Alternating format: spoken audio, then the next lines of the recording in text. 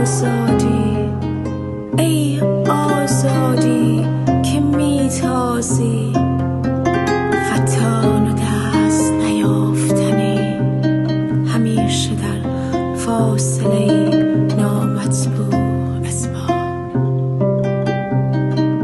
وقتی که پیکر عاشقان تشنه لمس تو در حسرت لحظه‌ای وصال به خاک می افتاد، در شرق و غرب این زمین تو نظاره‌گر بودی، آیا نه؟ وقتی که سینه فدایان تو شکافته می شد با بیرحمی، تو نظاره‌گر بودی، آیا نه؟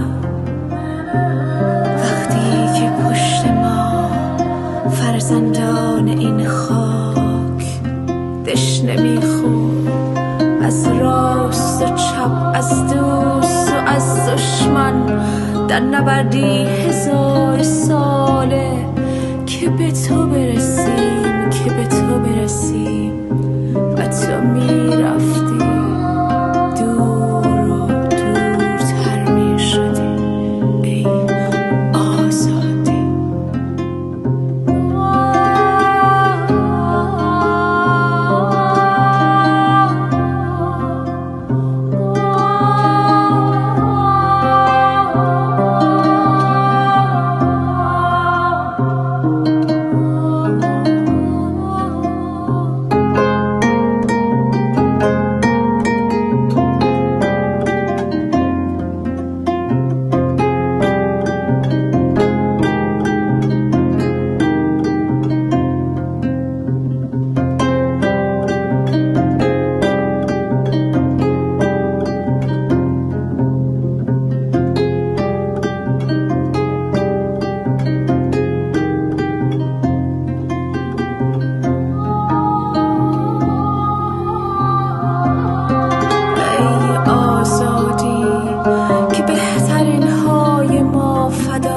تو شد خرمنها خاطره به پای تو سوخت، قدر تو چیست؟